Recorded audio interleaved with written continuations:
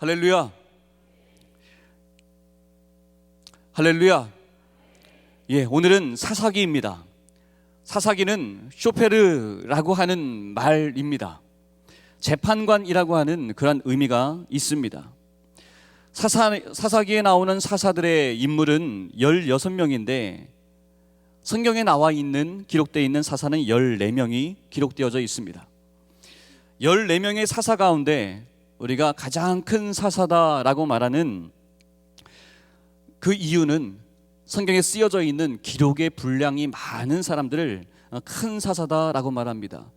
여러분에게 묻겠습니다. 여러분이 기억하고 있는 사사의 이름은 누가 있습니까? 제일 첫 번째로 나오는 사사하면 기드온, 삼손이 있습니다.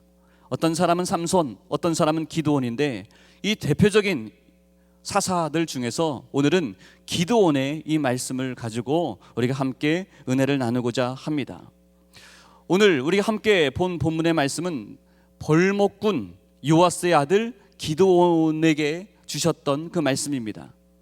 기드온 하면 우리가 자연스럽게 떠오르는 숫자가 있는데 기드온과 300용사입니다. 수많은 군사와 함께 싸워야 하는 그 어려움의 상황 가운데 하나님께서 이제 42,000명의 이스라엘의 군사가 모였습니다. 그 대적들과 10만, 13만이 넘는 이 군사와 싸워야 하는데 하나님께서 어찌된 영문인지 300명의 용사만 남기라라고 하는 그 명령을 기드온에게 하셨죠. 안 될 것 같은 이 전쟁에서 하나님께서 300의 용사와 함께 기드온에게 승리를 안겨주시는 그 믿음의 사건, 바로 기드온입니다. 코로나 위기의 시대를 살면서 특별히 정부에서 교회 인원의 10%만 예배드리십시오, 20%만 모이십시오, 30%만 예배 인원을 제한하고 있는 이때에 여러분 42,000명이 아니라 300명을 통해서 역사하신 이 기드온의 이야기가 저는 예사로 다가오지가 않습니다. 10%만 예배드려야 하면 누가 예배드려야 할까요? 20%, 30% 제한하는 이때에 여러분 누가 예배자로 참여하시겠습니까? 오늘 이 자리에 예배드리는 힐탑의 성도들이 기드온의 시대에 42,000명 중에서 300명을 고르시는데 오늘 이 자리에 예배드리는 여러분들은 만약에 기드온 시대에도 있었다면 여러분들은 능히 기드온의 300용사에 포함됐을 거라고 믿습니다. 여러분 2021년 하나님께서 300의 용사를 찾으십니다. 코로나 위기의 시대 가운데 300의 예배자를 찾으십니다. 아니 정말 세상과 싸워서 승리할 수 있는 하나님께서 원하시는 그 용사를 찾으십니다. 여러분 저와 여러분이 그 믿음의 용사 다 되시기를 주님의 이름으로 축복합니다. 혼탁한 사사시대와 오늘 우리가 살고 있는 이 시대가 너무나 닮아 있습니다. 그래서 오늘 기도원의 말씀이 저와 여러분들에게 얼마나 중요한지 모릅니다. 우리들의 인생이 어떻게 해야 하나님의 도우심으로 승리하는 인생을 살 수 있을까? 여러분 그 말씀 나누고자 하는데 여러분 귀를 쫑긋 세우고 우리의 마음을 오늘의 말씀에 집중하는 저와 여러분 되기를 다시 한번 부탁의 말씀을 드립니다. 사사기의 말씀은 하나님께서 역사하시는 그 패턴이 있습니다. 하나님께서 모세 목사님을 통해서 출애굽을 시키셨고 약속의 땅 가나안 땅으로 인도해 오셨습니다. 그리고 모세 목사님에게 바톤이 이어져서 요단강을 건너고 약속의 땅 가나안 땅에 입성하게 됩니다. 그래서 수많은 전쟁들을 통하여 그 기업들에게 약속하신 그 땅들을 12지파가 골고루 나누어 갖게 됩니다. 그리고 하나님이 약속하신 그 축복이 이루어진 그때에 사사들이 다스리는 그러한 시대가 도래하게 됩니다.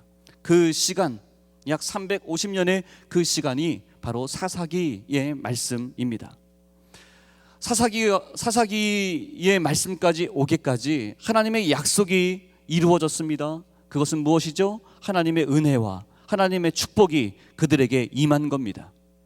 하나님의 은혜와 축복이 우리에게 가득 채워지면 저와 여러분들은 정말 하나님만 바라보고 하나님만 예배하고 하나님만 찬송하며 살 텐데, 이스라엘 백성들은 하나님의 응답, 하나님의 은혜, 하나님의 축복이 주어졌는데 그들은 하나님의 은혜를 멀리 떠나고 하나님의 자리에서 멀리 떨어져 우상을 섬기고 자신들이 하고 싶은 그러한 삶을 살아갑니다. 여러분, 그렇게 살면 어떻게 될까요? 하나님께서 그들에게 어려움을 주십니다. 깨달아 알도록 그들을 치십니다. 그래서 그들이 축복과 평안한 삶을 살다가 그들이 하나님을 떠나니까 그들에게 죄가 들어옵니다. 인생의 삶이 고통스럽습니다. 너무 힘들고 너무 어려우니까 그들의 입술에서 그때서야 탄식과 부르짖음의 일들이 터져 나오게 됩니다. 하나님은 마음이 약하신 분입니다. 그래서 그들이 탄식하고 부르짖을 때 하나님께서는 다시 응답하십니다. 그들에게 축복을 부어주십니다. 그러니까 그들의 삶이 다시 평안해집니다.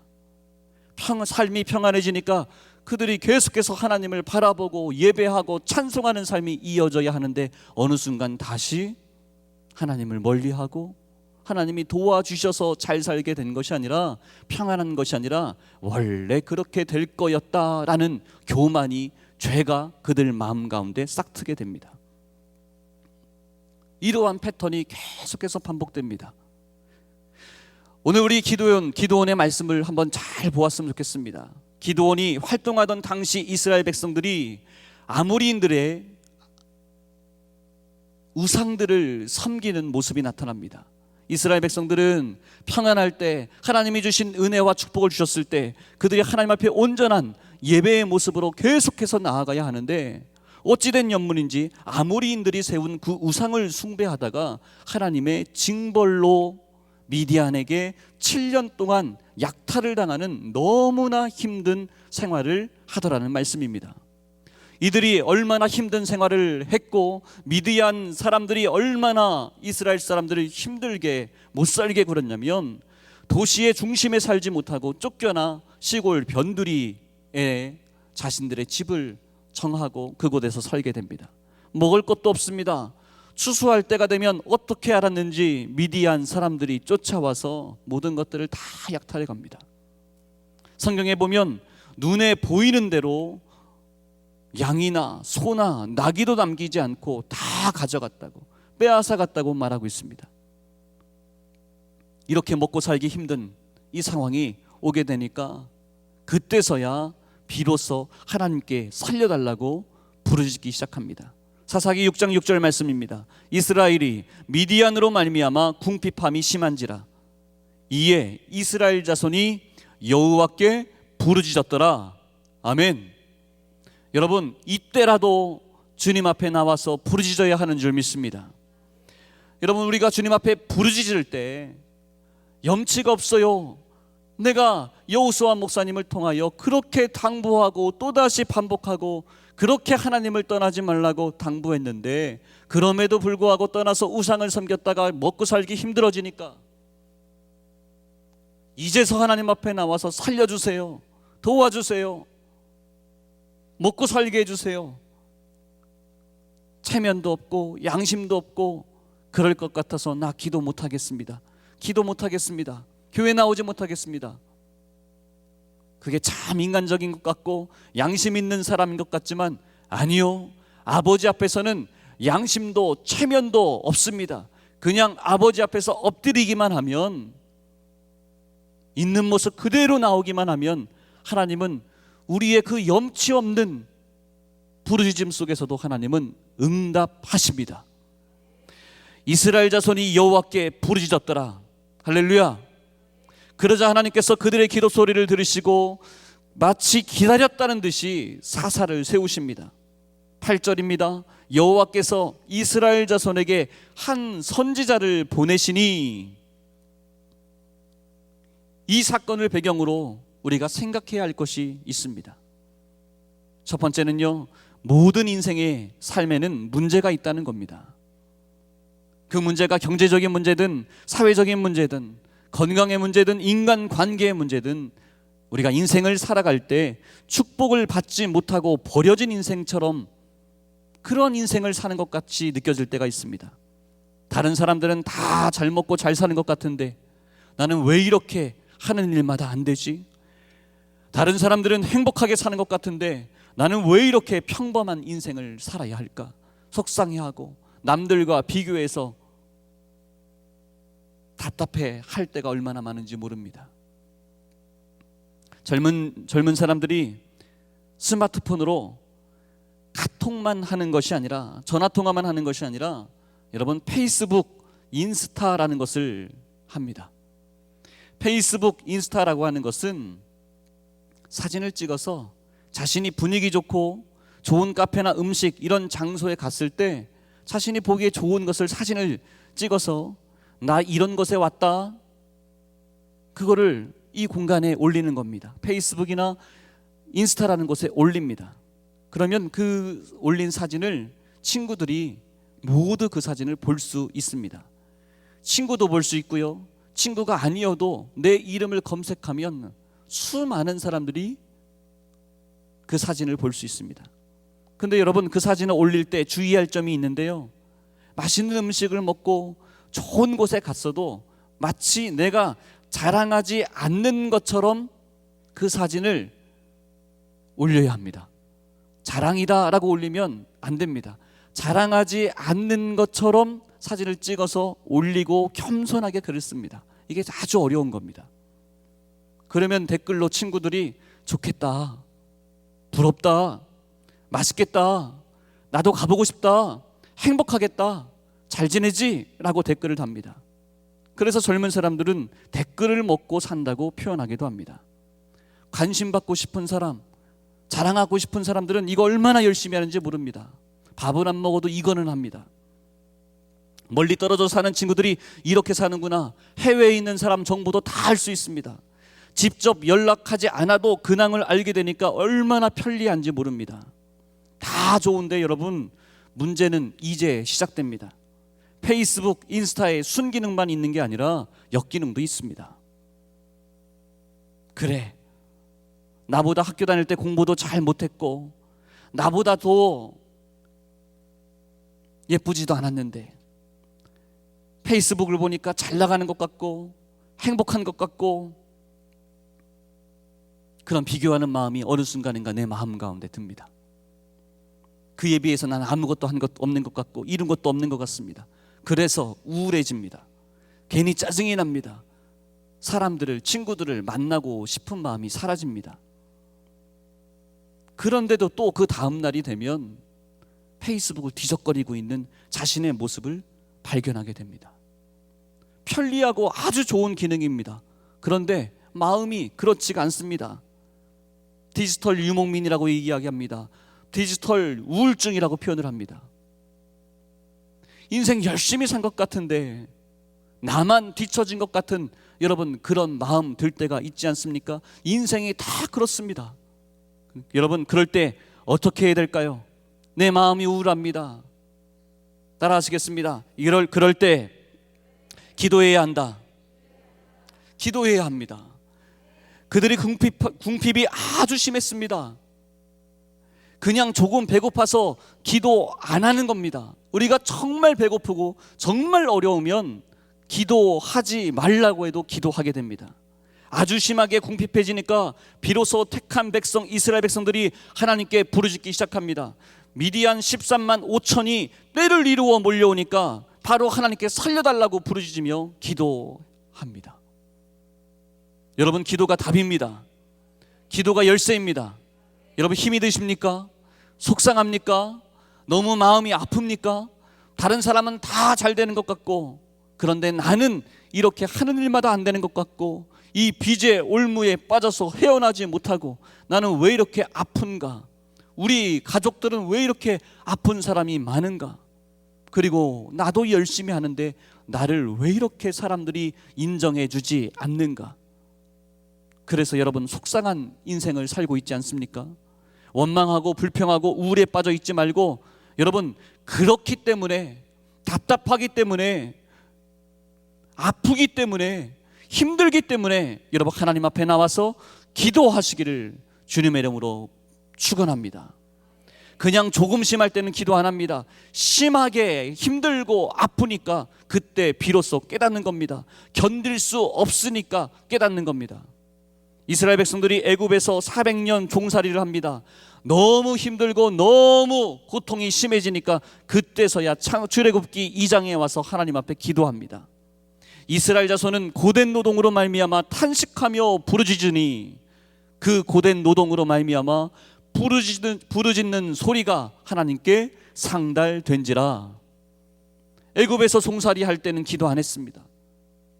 그런데 바로가 얼마나 괴롭혔는지, 강제노동이 얼마나 고되고 힘들었는지 견디지 못하고 하나님 앞에 살려달라고 기도합니다.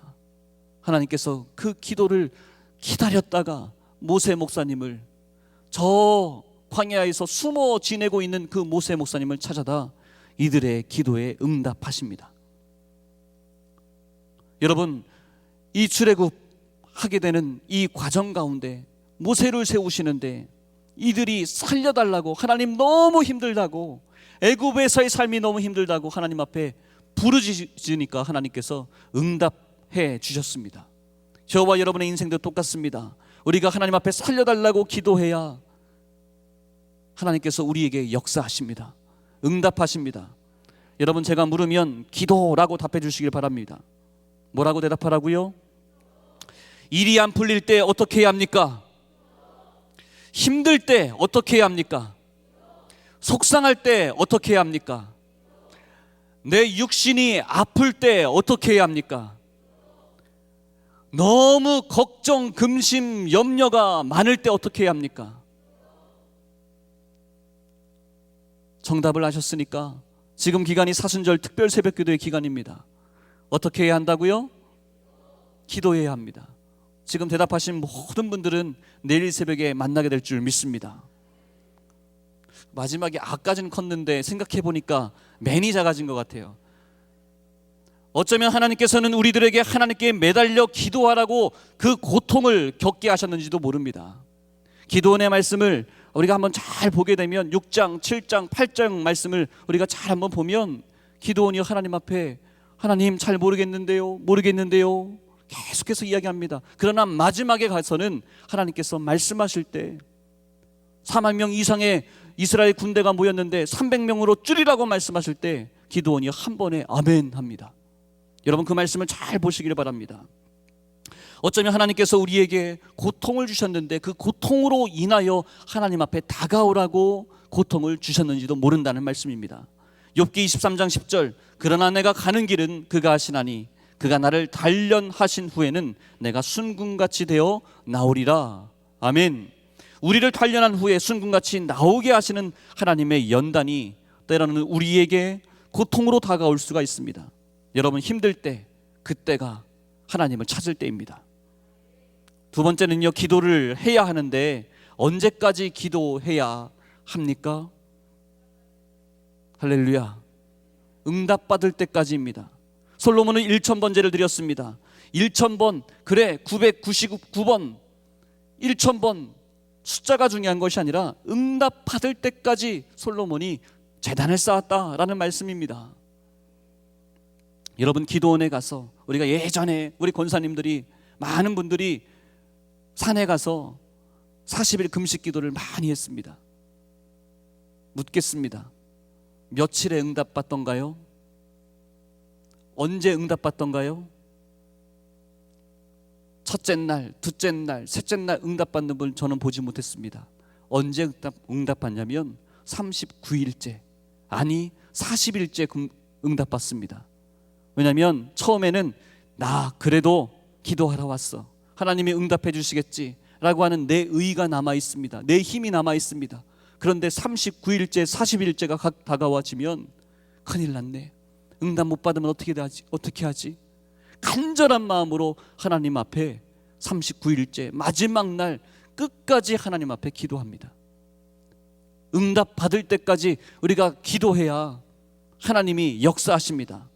간절한 마음을 가지고 하나님 앞에 나아가야 하나님이 우리에게 역사하십니다. 다니엘은요, 히데갈 강가에서 매달려 기도하는데 21하루가 걸려서 응답을 받았습니다. 그러니까 21일 기도해야 한다, 그것을 이야기하는 것이 아니라 다니엘도 응답받을 때까지 기도했다는 말씀입니다. 여러분, 사순절 특별 새벽 기도회가 시작됐는데 끝까지 하시길 바랍니다.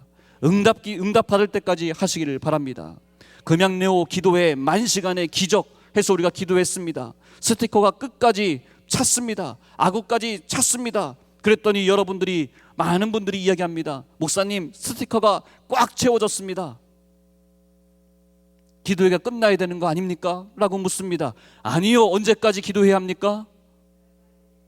다시 한번 묻겠습니다. 언제까지 기도해야 합니까? 저에게 물으셨던 분들은 정답이 된 줄, 답이 된 줄 믿습니다. 하나님의 사자가 기드온에게 큰 용사여라고 부르며 이스라엘을 구하라고 기드온에게 명했습니다. 그런데 기드온은 그게 믿겨지지 않는 겁니다.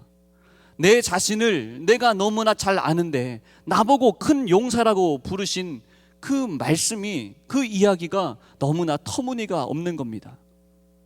하필이면 기드온을 부르신, 기드온에게 말씀하신 그 장소가 어디냐면, 기드온이 밀을 타작해야 하는데 기드온 자신이 생각해도 미디안 사람들이 너무 무서운 겁니다. 내가 이거 타작하면 또 뺏어가겠지. 그래서 미디안 사람들에게 들킬까봐 몰래 포도주 틀에서 타작을 하고 있는데, 그때 기드온에게 하나님의 사자가 나타난 겁니다. 숨어 있는데 이렇게 찌질한 인생을 살고 있는 기드온, 내 스스로가 생각해도 나는 그런 거 할 수 없는 사람인데,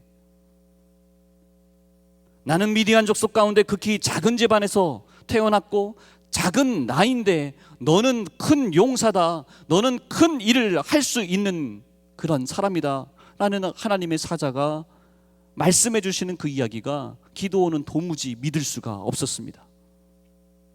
그런데 하나님의 사자가 하시는 말씀이, 너가 힘이 세고 너가 용기가 있고 너가 직장이나 가문이 좋아서가 아니라 전능하신 하나님이 너와 함께 하시길 때문에 너를 사용하실 거다라고 말씀합니다. 저와 여러분이 많이 배워서 많은 것을 가져서가 아니라 전능하신 하나님이 저와 여러분과 함께 하시기에 하나님께서 우리를 사용하신다는 말씀입니다. 하나님이 함께 하시면 잘 될 수 있습니다. 하나님이 함께 하면 일어날 수 있습니다. 하나님이 함께 하면 큰 인물이 됩니다. 하나님이 함께 하시면 쉽습니다. 기드온이 그것도 믿을 수가 없습니다. 하나님이 나와 함께 한다고요? 하나님이 함께 하신다면 왜 모세 목사님 때 일어났던 일들이 나에게는 나타나지 않습니까? 이스라엘이 왜 이렇게 어렵게 살아야 합니까? 왜 그 놀라운 역사가 나에게는 없습니까? 나에게도 있어야지. 그러면서 믿음이 흔들립니다. 여호와의 사자가 말합니다. 너를 버리지 않는다. 하나님이 미디안한테 우리를, 이스라엘을 다 줘버렸다고 생각하지만 그거 아니다. 기드온아, 일어나라, 가라. 이 백성들을 원수의 손아귀에서 건져내라. 기드온, 너가 이 일을 하라고 다시 한번 걱정하지 말라고 그에게 힘을 불어 넣어줍니다. 내가 너와 함께 할 거고 13만 5천 미디안 군사를 단번에 이기게 해줄 거라고 하나님의 사자가 기드온에게 약속합니다. 여러분, 이 응답을 받을 때까지 하나님께 매달려 기도했던 이 기드온처럼 하나님께 계속 매달리십시오. 하나님께 계속 질문하십시오. 믿음이 저와 여러분을 장악할 때까지 하나님 앞에 기도하는 저와 여러분 다 되시기를 주님의 이름으로 축원합니다. 세 번째는, 하나님의 응답의 역사가 주어졌는데도 상황과 형편과 조건을 보니까 못 믿겠다는 겁니다. 여러분, 그럴 때가 있지 않습니까? 지금은 믿는 것 같은데, 예배드리는 이 시간에는 내가 기도해야 될 것 같은데, 새벽에 나오겠다고 내가 약속하고 아멘을 했는데 새벽에 시간만 되면 약해집니다. 흔들립니다. 기드온도 그랬던 것 같습니다. 내 믿음 흔들리지 않게 표적을 보여주세요. 그랬더니 하나님께서, 알았다, 내가 표적을 보여주마. 너 염소 새끼 잡아다가 무교병을 얹고 그 위에다가 국물을 쏟아 부어라. 기드온이 그대로 순종합니다. 하나님의 사자가 지팡이를 반석 위에 댔더니 반석이 터져서 불꽃이 올라와 그 재물을 깨끗하게 다 살아버립니다. 그래도 기드온이 믿어지지가 않아서 밤에 손뭉치에만 이슬이 있고 주변은 뽀송뽀송 마르게 해주면 믿겠습니다 라고 다시 한번 묻습니다. 자고 일어났더니 그대로 됩니다. 그렇게 됐는데도 또 의심이 찾아옵니다. 의심은 병입니다. 반대로 해주세요 라고 기도했더니 하나님께서 또다시 기도원의 요구에 응답해 주십니다. 만약에 제가 하나님이었다면 기도원에게 이렇게 말했을 겁니다. 됐다. 여러분, 제가 하나님 아닌 것이 다행인 줄 아시길 바랍니다.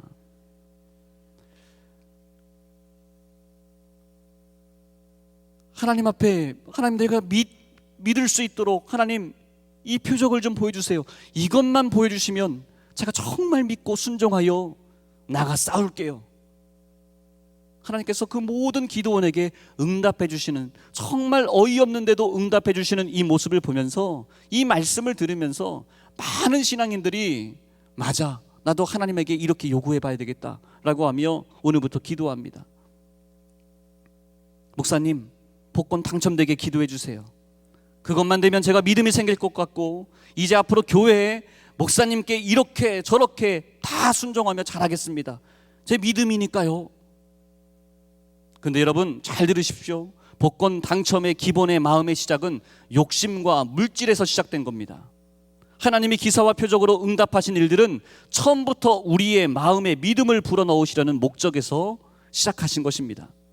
손뭉치가 젖으면 어떻고 뽀송뽀송하게 마르면 어떻습니까? 아무런 상관이 없습니다. 하나님과 나 사이의 믿음의 사건이지, 그 속에 내가 이렇게 영적인 사람이다, 놀라운 사람이다, 그런 불순물들이, 교만의 마음이 그 사이에 자리 잡게 되면 그 모든 것들은 다 버려버려야 합니다. 하나님께서 우리를 사랑하시는 것에서 시작하는 차이가 있습니다. 기도원의 이 하나님 앞에서 하는 이 일련의 일들과 믿음이 자라나는, 믿음을 갖게 하시는 사건과 복권 당첨의 일들은 같은 상황이 아니라는 말씀입니다. 여러분, 저와 여러분들에게 하나님께서 우리의 믿음을, 이러한 일들, 기사와 표적의 일들을 경험하면서 하나님께서 우리의 병을 치유케 하시면서 우리의 믿음을 한 단계 한 단계 성장시키십니다.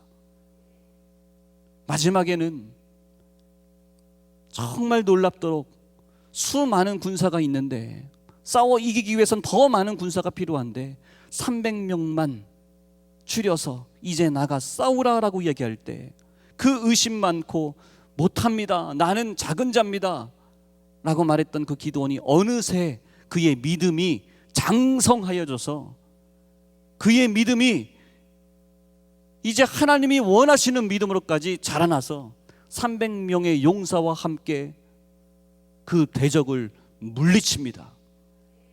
여러분, 우리의 시작이, 믿음이 처음에는 연약할 수 있습니다. 하지만 하나님께서 우리에게 보여주신 그 놀라운 기사와 표적의 일들을 경험하며 우리의 삶 가운데 안 될 것 같은 일들이 되어지는 일들을 경험하며 우리의 육신이 치유를 받으며 하나님이 나를 사랑하시는구나, 하나님이 나를 통하여 일하시기를 원하시는구나, 여러분 그 믿음을 가지고 하나님 앞에 우리 인생을, 우리의 믿음을 다 고백하여 드리는 힐탑의 모든 성도 다 되시기를 주님의 이름으로 축복합니다. 그래서 하나님께서 우리에게 주신 것, 하나님이 주신 그 믿음 가지고, 축복 가지고 선한 일에, 좋은 일에, 값진 일에, 의미 있는 일에 어디든지 가서 섬기는 힐탑의 모든 성도 다 되시기를 주님의 이름으로 축원합니다. 기도드립니다. 하나님,